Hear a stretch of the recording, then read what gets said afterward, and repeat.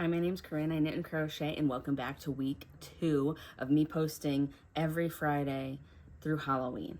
So we're going to be making another pumpkin. The pumpkins are doing really well, and I kind of wanted to ride that wave. We've already made the checkered pumpkin, and this week we're going to make the Emeline pumpkin. It uses my Emeline stitch, so if you look up any of my other videos, last week was the Emeline hanging dishcloth, and it uses the same stitch as that, but we're going to do things a little differently. It's not the exact same pattern. Obviously, it's a pumpkin, not a dishcloth. But here is the pumpkin. I only am doing the one size for now, but I'm gonna work up some different sizing, I think, and write up an actual like PDF pattern. But for now, we'll have the small version, and I'll put it on the blog as well. What you'll be needing for this is some worsted weight yarn. I used Big Twist from Joann's, RIP. But hopefully Michael's will be getting Big Twist in. I don't know if they're gonna call it the same, it doesn't matter. But anyways, you need some worsted weight yarn. Red Heart Super Saver would work, or truly any worsted weight yarn. You just want it to be tight enough that you don't see the polyfill through. So along with the worsted weight yarn, we're going to need a 4mm hook, or a hook that meets gauge. I'll put gauge in the description. So 4mm hook, worsted weight yarn, some scissors to cut the yarn, tapestry needles for weaving in ends, as well as closing up the pumpkin and cinching the pumpkin. And then obviously you need some polyfill to stuff your pumpkin. And then you will need a pumpkin stem, which you can find these pumpkin stems in my shop. This was the first draft of this pumpkin, but I like this one turned out. I like this smaller version better. I think that's all we got. Continue to come back each Friday to see the different tutorials. I don't know what I'm doing next week, but it's fine. Will it be a shawl or a hat? Maybe you can help me decide. What should I post next week if you're seeing this before September 8th? Or what would you like to see in the coming weeks? Let me know. I have a backlog of patterns that I could post, or I'm coming up with new things always. I think that's all I got, so let's get to making this cute little Emeline pumpkin.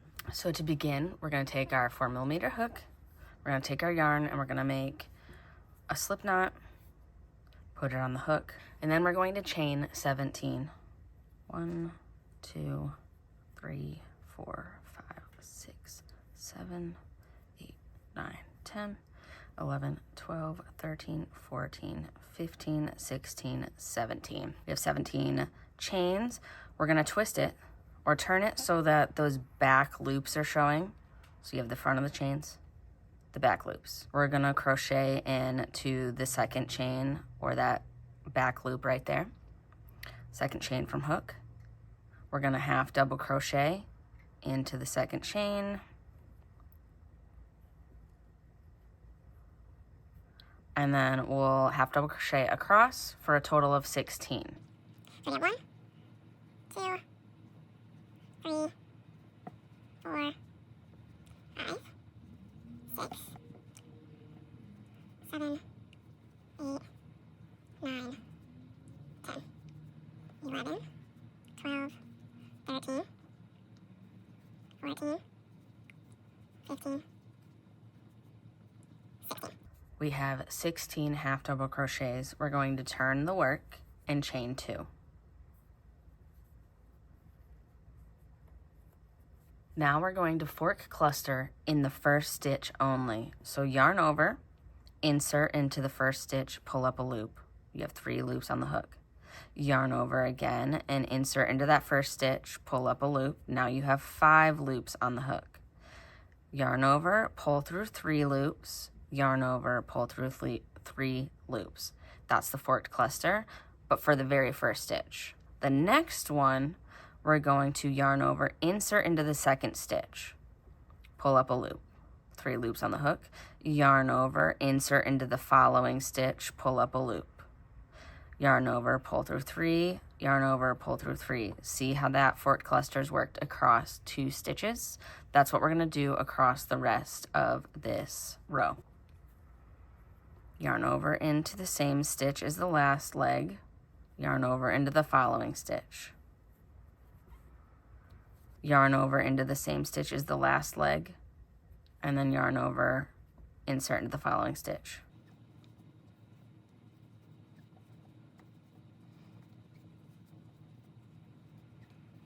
Repeat the forked clusters all the way until the final stitch.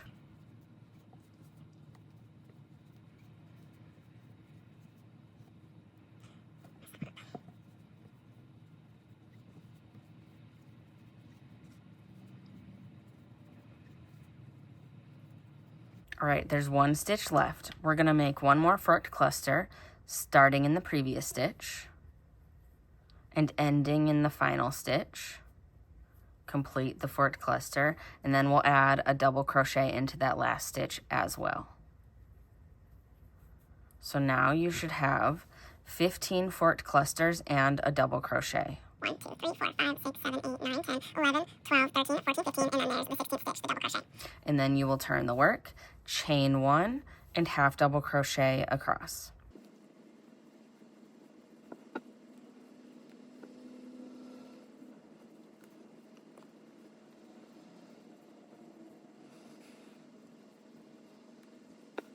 I'm at the end of row 3. Again, we turn and then chain 2 to start row 4, a forked cluster row. So the rest of this pattern is going to just be row 1, half double crochet, row 2, forked cluster, and then repeat that until you have 12 total rows of the half double crochet and 12 rows of the forked cluster. And here's what that will look like. So now that we've gone over row 1 and 2, it repeats 6 times. So row 1 and 2, 6 times, which means you'll have 12 half double crochets rows and 12 forked cluster rows. And then you'll have a piece that looks like this. And then this is where you'll stop and we'll begin to assemble it together. So now we have to crochet these two ends together. I have the right side facing me and I'm gonna fold it up. So now the wrong side is on the outside. I'm going to turn my work and I'm going to start to crochet this together. I'm going to slip stitch into the first stitch of that last row we worked on, and then I'm going to crochet into the front loop of the beginning edge. Slip stitch through both, pull it through, and you're going to do that across, going into the back loop of the last row, front loop of the beginning edge, and slip stitching it all the way across. And again, you could totally just cut the yarn and seam it together with a needle if that's your preferred method. That is up to you. It gets the job done no matter what. And then I like to, when we do the cinching part, we will put we'll put the yarn along this seam so you can't see it when it's done. Continue to just slip stitch all the way across and we'll meet at the end. All right, now we are at the end. I'm going to cut my yarn and I'm going to cut a long tail. I will finish that off. So currently the wrong side is out. We're gonna just flip it. So there's the seamed edge. Now we're gonna go around and we're going to seam around the forked cluster edges, skipping the half double crochets. I'm just going through the front to the back, around each forked cluster edge. And then when you're done with that, you will cinch it closed.